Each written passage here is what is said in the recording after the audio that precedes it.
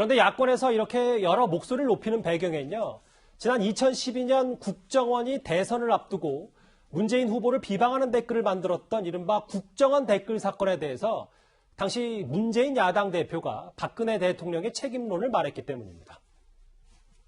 이번 판결로 국정원의 조직적인 대선 개입이 확인됐습니다.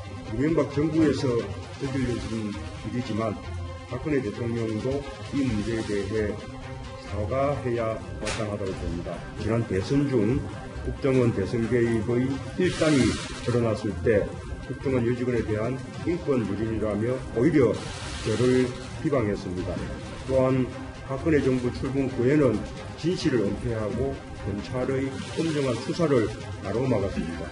이제 드러난 진실에 대해 박 대통령은 입장을 밝혀야 합니다. 하지만 오늘 여권에서는요. 이번 사건을 국정원 댓글 사건과 비교하는 건 질적으로 다르다. 이렇게 맞받아쳤습니다. 판결은 존중되어야 하나 이 사건을 국정원 댓글 조작 사건과 유사한 사건으로 매도하는 분들이 있어서 한 말씀 드리겠습니다. 김경수 지사는 적극적 지지자들이 탈법적 수단을 동원해서 돕겠다라고 하는 정황을 모르고 그분들을 만났거나 또는 알게 되었다 하더라도 그것을 적극적으로 만류하지 못한 것이 동의 또는 지시로 해석된 사건입니다. 국가기관인 국정원, 국군사이버사령부 등을 동원해서 대선에 조직적이고 적극적으로 개입했던 국정원 댓글 공작 사건과는 질적으로 다른 사건이라는 것을 말씀드립니다. 김경진 의원님. 네. 여당의 얘기는 그러니까 드루킹이 주도했던 댓글 조작 사건과 달리 당시 박근혜 전 대통령 때 국정원 때는 이게 그 국가기관이 동원됐기 때문에 질적으로 다르다. 여당은 이렇게 주장하고 있거든요. 아니 근데 아까 저 윤호중 사무총장 지금 원내대표시죠. 원내대표께서 말씀하시는 게 지금 법원에서 확정된 사실관계 자체를 지금 호도하고 있는 거 아니겠어요. 아하. 아니 법원 판결문을 보면 김경수 당시 의원이 텔레그램 메신저를 통해서 기사 URL을 보낸다는 거 아니겠습니까? 주소를요. 네, 요 기사 좀 띄워줘. 그러니까 이제 물론 대부분의 기사는 지금 이 드루킹 쪽에서 선별을 해가지고 거기서 이제 이 좋아요 클릭을 해가지고 위로 밀어 올려서 그게 문재인 대통령 홍보하거나 아니면 안철수 대표 이게 어떤 안 좋은 느낌을 갖도록 하는 그런 기사를 이제 했는데 경우에 따라서는 지금 김경수 의원 본인이 지금 보냈다는 거 아니겠습니까? 그 기사도 지금 여러 건이 있다고 지금 그 공소장이나 판결문에 나와 있는 거 아니겠습니까? 예. 그 판결문에 있는 것을 적극적인 지지자들이 하는 것을 말리지 못했을 따름이다라고 저렇게 사실관계를 호도해버리면 어떻게 됩니까? 그리고 아니 국가기관이 하는 것도 잘못이지만 예. 민간 이 회원들이 저기가 지금 한 회원이 제가 아는 한 500명 정도 회원이 됐었던 걸로 지금 기억하고 있는데 이 회원들이 집집마다 유심 10여 개, 20여 개씩 이 핸드폰에 장착을 해가지고 이게 자동화된 방식으로 해가지고 한 휴대폰에서 지금 하루에 몇만 개씩 이게 클릭을 자동화된 방식으로 했던 거 아니겠습니까? 네. 보면. 그래서 저게 무슨 민간에서 했기 때문에 국가기관하고 차원이 다르다 이런 얘기는 말 자체가 본질적으로 성립할 수 없는 거고요. 맨 처음에 영상에 나왔듯이 2015년도에 문재인 대통령께서 정확한 얘기를 하셨어요. 네. 그때 당시에 박근혜 대통령을 당선시키기 위해서 했던 이명박 정부의 공직자들 또 군인들이 했던 것들 엄히 우리가 처단을 했었고 네. 근데 그런 과정을 보고 또 대통령 선거에 나갔던 문재인 캠프의 핵심 측근이 저런 짓을 반복해서 했었던 거 아니겠습니까? 저런 행동을요. 예.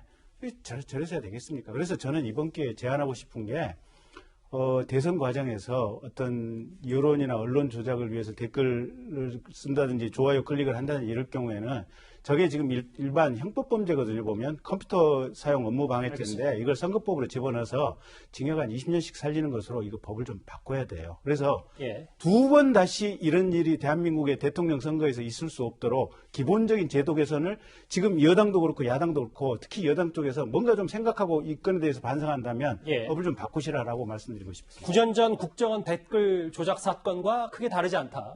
이 얘기를 하셨어요. 김관욱 교수님, 여기 화면에 나와 있는 이 부분 질문 드릴게요. 법원 판결문 기준에 따르면 공감수 조작이 9년 전 국정원 때보다 100배 이상 많다. 이 부분. 그럼 여당 주장이 좀 틀린 거 아니냐라는 지적도 좀 있거든요. 이제 기계화가 됐기 때문에 더 많은 이제 이 조작이 있을 수 있었던 거죠. 그런데 저는 지금 김 의원님 말씀에 전적으로 공감을 해요. 그리고 이 여론 조작이라는 것은 여론이 지지율을 만들고 지지율이 또 다른 지지율을 만들거든요. 그래서 굉장히 한국 정치에 있어서는 부정적인 것이기 때문에 어떤 형태로든 이게 근절이 돼야 되는 것이고, 그래서 국정원 댓글 조작이나 이 사건이나 사실상 여론 조작에 있어서는 공통적이다라는 부분이죠. 하지만 이제 차이점도 분명히 있습니다.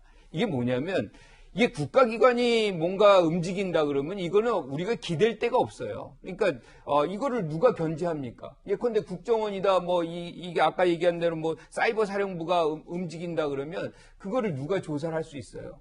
근데 민간이 여기는 움직인 거거든요. 그리고 또 이분들을 이제 제가 뭐 일정 부분 이제 지지자의 일군일 수도 있는데 정치 브로커라고 좀 제가 명칭을 하는 데는 이유가 있습니다. 이 사람들이 선거 기간 동안에는 뭐 문재인 후보 지지하는 그런 형태의 어떤 조작에 가담했다면 뭔가 조건을 들어주지 않으니까 이게 동계올림픽 때는 바뀌어요. 그래가지고 오히려 여당을 공격합니다. 예. 그러니까 이런 식으로 이들은 스스로가 권력화되려고 했던 그런 측면이 있는 거죠. 그래서 사실은 이 부분을 걷어내지 않으면 안 되는 것이고, 따라서 이거를 정치적으로 야당은 당연히 비판할 수가 있죠. 하지만 이 비판의 어떤 방향점은 이거를 생산적으로 가야 한다. 저는 이렇게 생각하는 거죠. 알겠습니다. 국정원 댓글 사건과 질적으로 다르다. 민주당 오늘 이렇게 주장하면서 김경수 전 지사가 희생양이 됐다. 이렇게 말을 했습니다. 매우 유능한 지사였고 착한 정치인이었던 김경수 지사를 잃은 데 대한 안타까움을 금할 수 없습니다.